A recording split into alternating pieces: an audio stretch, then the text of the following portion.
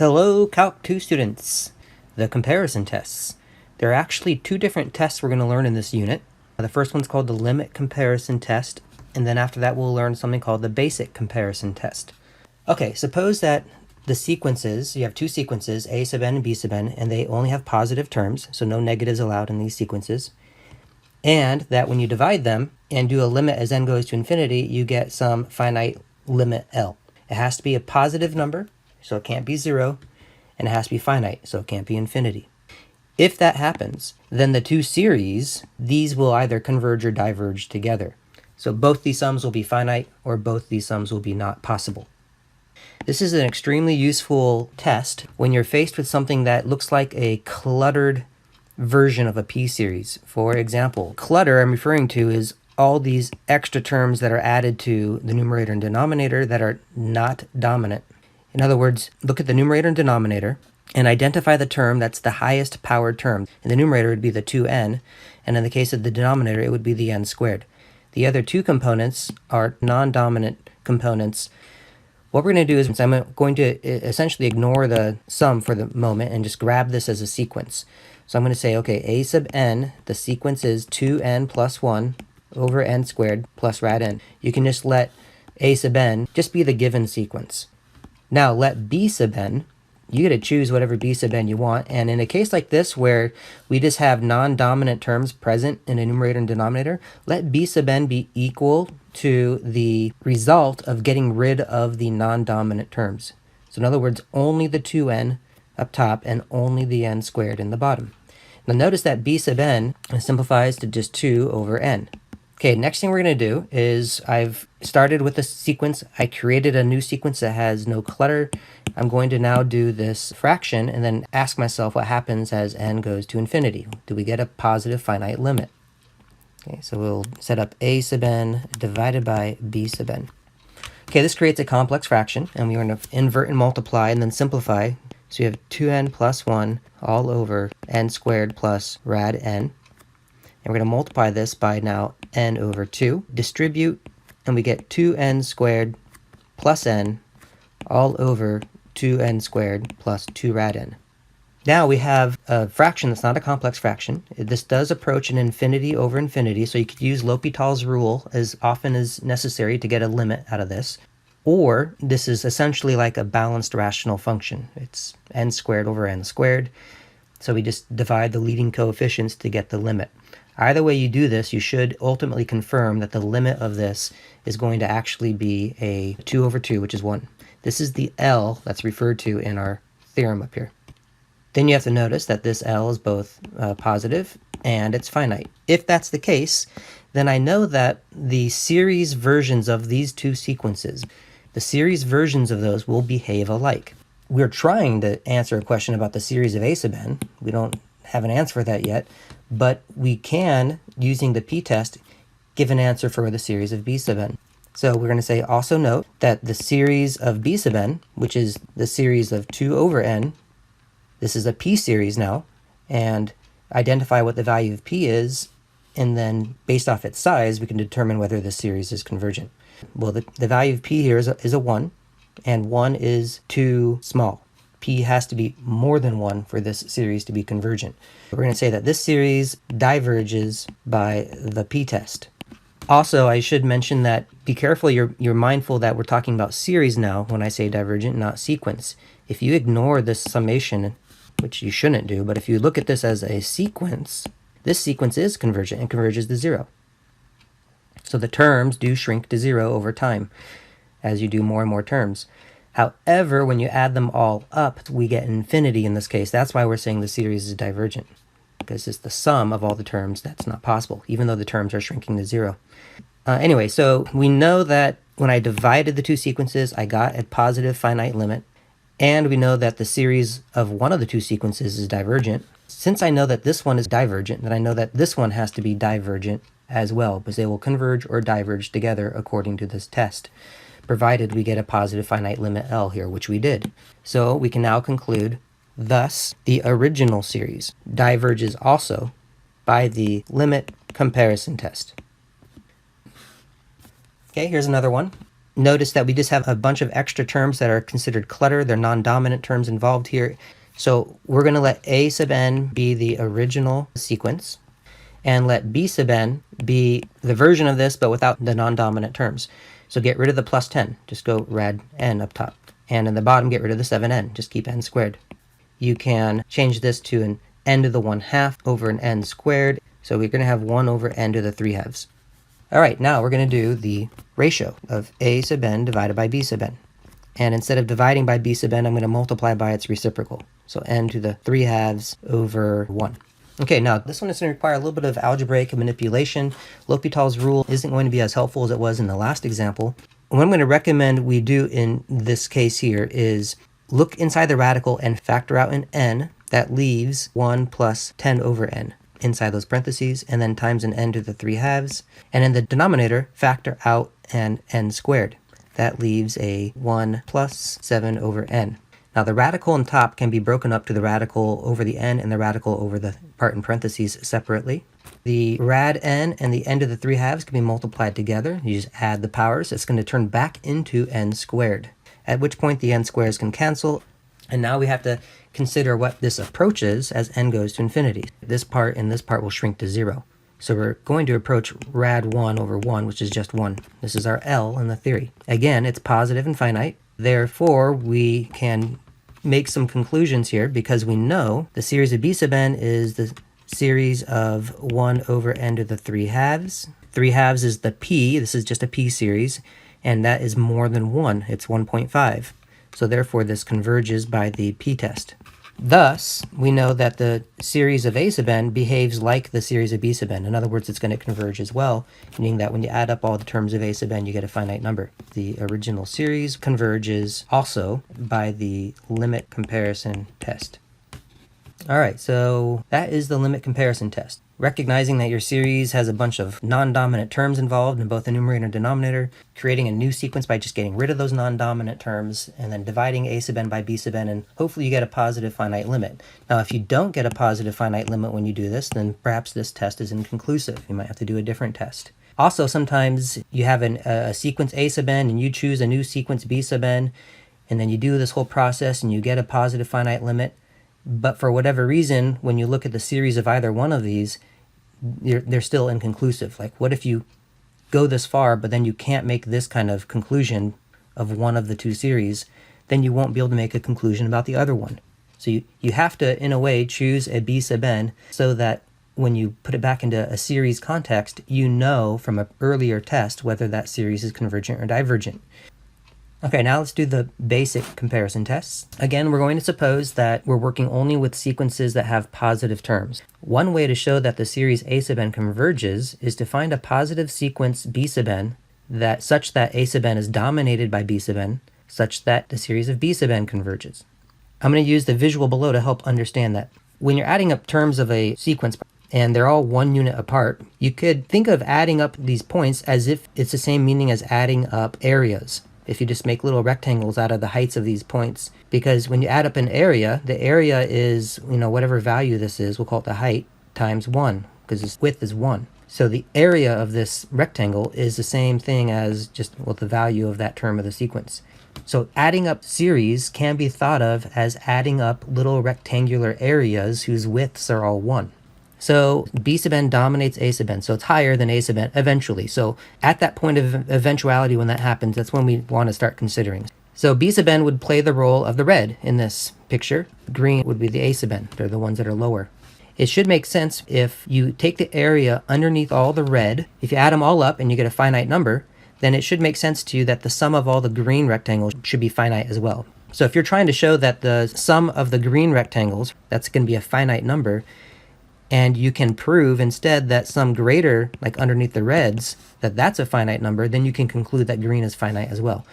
I should mention here that if the area underneath the red is infinite, then I don't know anything about the green. The green could be finite or infinite as well. The only way I can get conclusive is that if the red is finite, then the green has to be finite. However, the other direction we can be conclusive of as well. This is what the second sentence is saying. One way to show that a series is divergent is to find a positive sequence B sub n that gets dominated by A sub n. In other words, B sub n is smaller than A sub n eventually, such that the smaller series diverges. And in this case, the A sub n and B sub n have switched roles. Now we're assuming we're going to go with this direction, that the A sub n is the reds and the B sub n is the greens. If you know that the green area is infinite in size and the red area is more, then the red area has to be infinite too. In other words, if the series of B sub n diverges, then the series of A sub n has to diverge too. However, let's say the area under the green is finite. Well, in this direction, that would be an inconclusive thing, because if green is finite, I don't know anything about red. But if green is infinite, I know red is infinite. And then the other direction around, if red is finite, I know green must be finite. And if red is infinite, then I don't know anything about green. Right? So of those 4 different possible statements, only 2 of them are conclusive and the other 2 are inconclusive. So how this basic comparison test goes is you're going to be given a series, and you're going to have to determine whether you think it's convergent or divergent so that you know which of these 2 to try to accomplish. Without that initial guess, you might be trying to show something that's not possible to show. But given a series, we're going to have an initial impression about whether we think that series converges or diverges. Our goal will be to find a second sequence that satisfies the correct domination for which we know the behavior of that second series. And before we do an example, let's just quickly review how to find sequences that are larger or smaller, because in one case, the Bn we're going to want to come up with is going to be larger than the given sequence, but in other cases, we're going to want that to be smaller. So we got to get a little bit of practice and skill with confidently determining a smaller sequence or a larger sequence depending on what our needs are. So that's what this next slide is about. When you're working with fractions, let's just pick a 4/10. To safely increase the value of a fraction, you can increase the numerator or decrease the denominator, or do both. For example, if I leave the denominator 10, but I increase the numerator to 5, then I know for sure I've gone larger.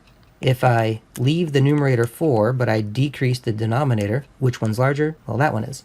Or you could do some sort of combination of the both. So if I start with 4/10 and I increase the numerator to 5, and I decrease the denominator to something lower than 10, let's pick 8 again, the one on the right is still larger.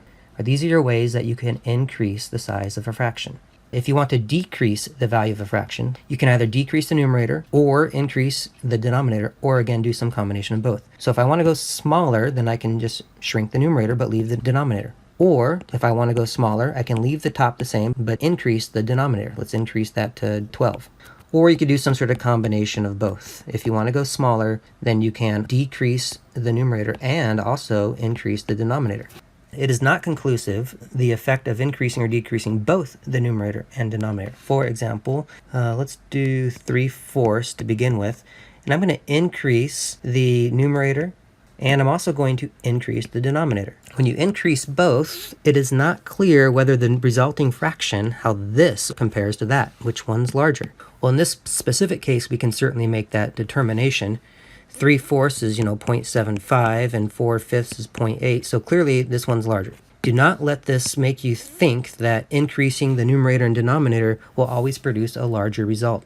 And it's inconclusive, because let me show you another case. Let's do the reciprocal, 4/3. Increase the numerator by 1 and increase the denominator by 1. But which of these is bigger? 4/3 is 1.3 repeating, and 5/4 is 1 1/4, so 1.25. 4/3 wins. If you increase the numerator and denominator both, it's inconclusive. Okay, here we go. Use the basic comparison test to determine whether the given series converges or diverges.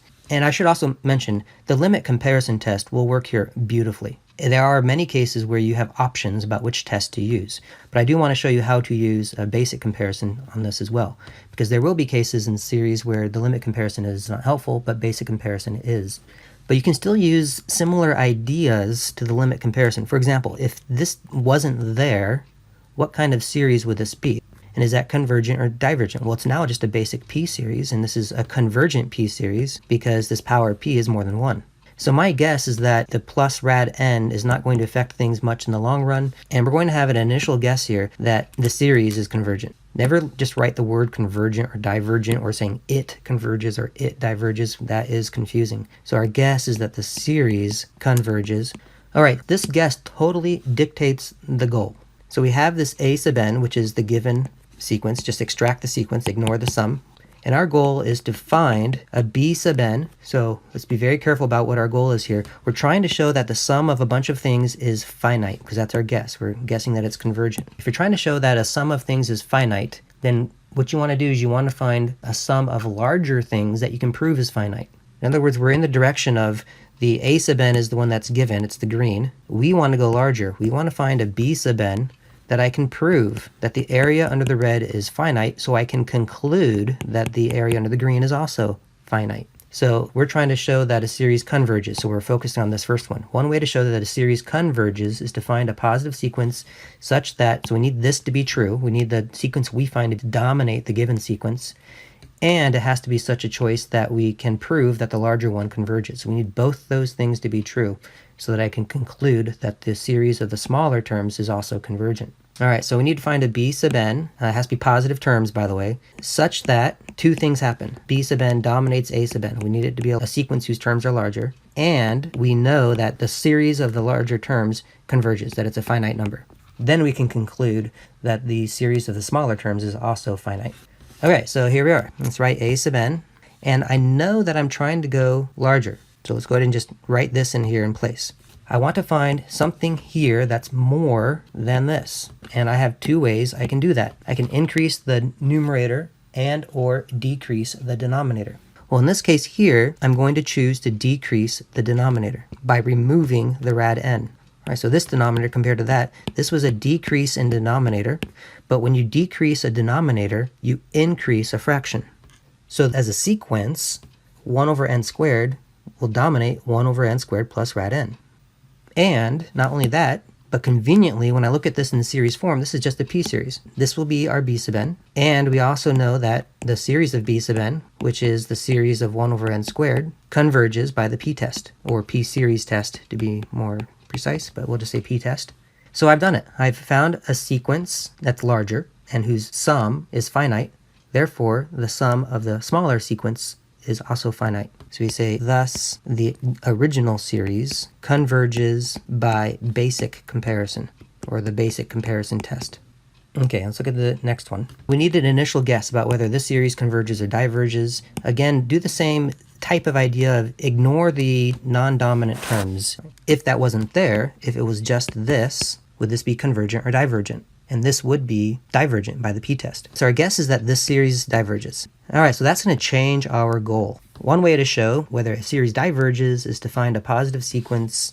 So you got to find a smaller sequence such that the smaller sum, the smaller series, is infinite. In other words, the a sub n is the red now in this picture, and we need to find something that's smaller, the green, the b sub n, and we also have to not only know that we've gone smaller, but we also have to show that the series of b sub n is infinite. That way I can conclude that the red is infinite as well. If green is infinite, then so is red.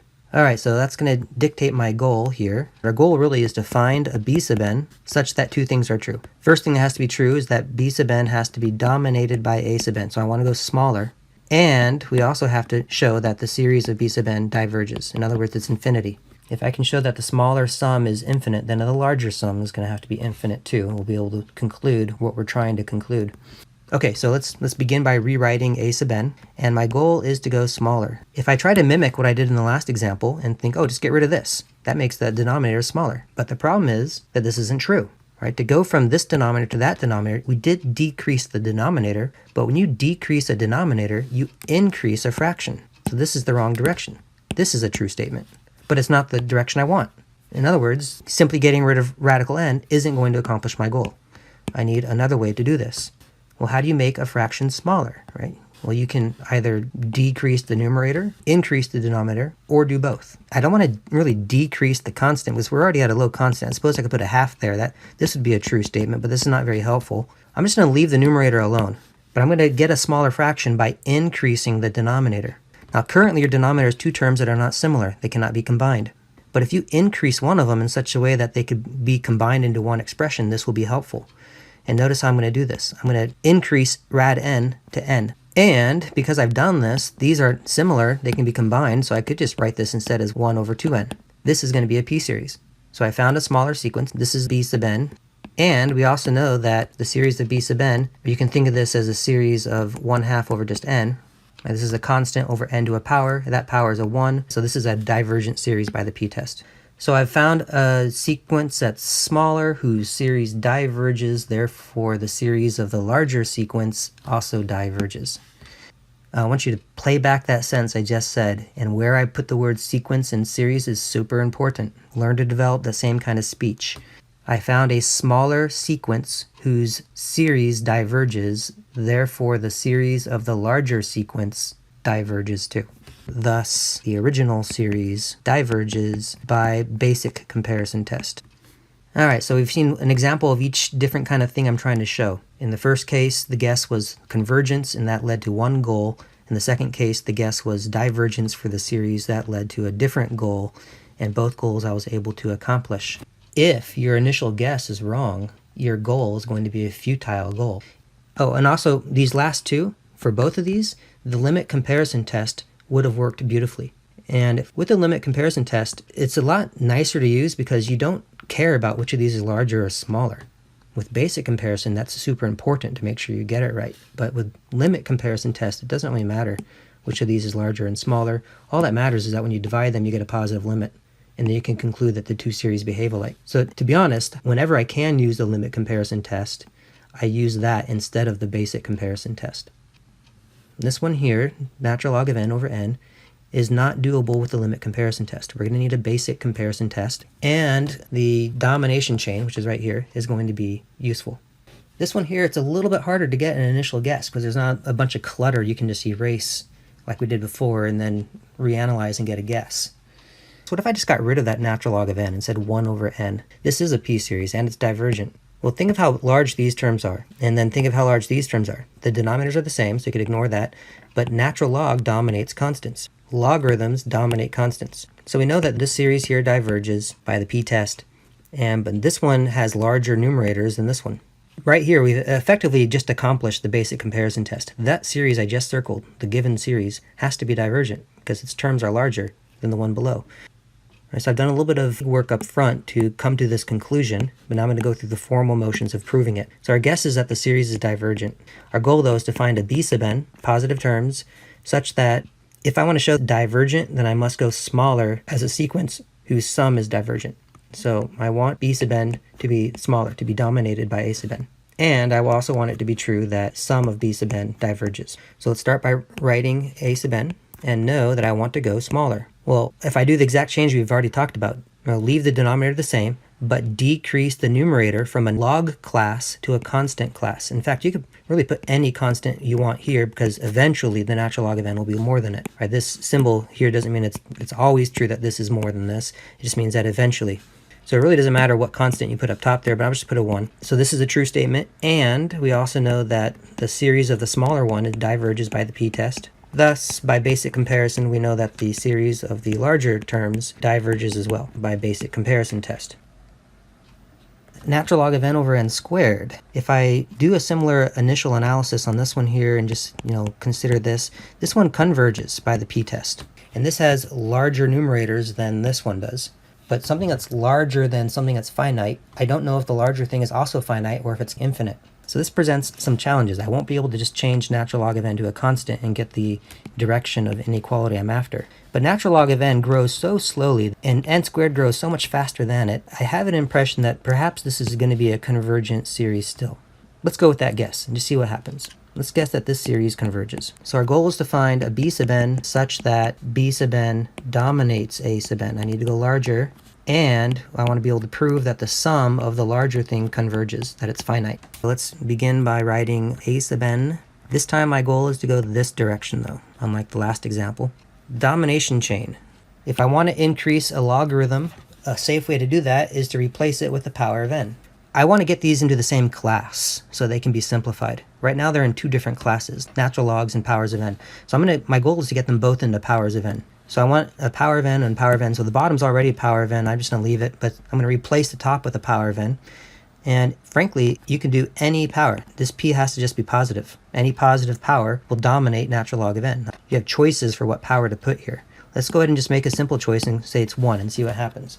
Okay, so n does dominate natural log of n, so this is a true statement because we've increased the numerator, therefore increased the fraction. this b sub n simplifies to 1 over n, and the series of b sub n is the series of 1 over n, but this is divergent by the p-test. Right? Our goal was to find a sequence that was larger than the given sequence, but we needed the larger thing to still be convergent. Right? So I have a problem here. I only got half of my two statements here. I got this one okay, but not this one. So I made a bad choice. Make a different choice. I can pick n squared. This will dominate that. But if I pick n squared, this just becomes 1. That's my b sub n. And a series of 1 really just means you're doing 1 plus 1 plus 1 forever. That's clearly infinity. This is divergent. So again, I still don't have this being true. Well, here's the suggestion. Replace it with n to the 1/2. Any positive power of n will dominate any logarithm. So this is still a good choice to make. We get the correct direction of domination going here. And this now simplifies to 1 over n to the 3/2. And this as a series, we made a choice on the power here so that the end result of the power here is larger than 1.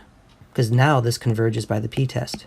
Now I've accomplished my goal. I found a larger sequence whose series converges. Therefore, the smaller sequence, its series, will converge too. Thus, the series of the smaller terms converges by basic comparison test. Use the basic comparison test to determine, notice these are the exact same two that we did up here with the limit comparison test. We're going to redo these two, but using basic comparison. These are ones for which, if you ignore the non-dominant terms, this just turns into a series of 2 over n, which I know diverges.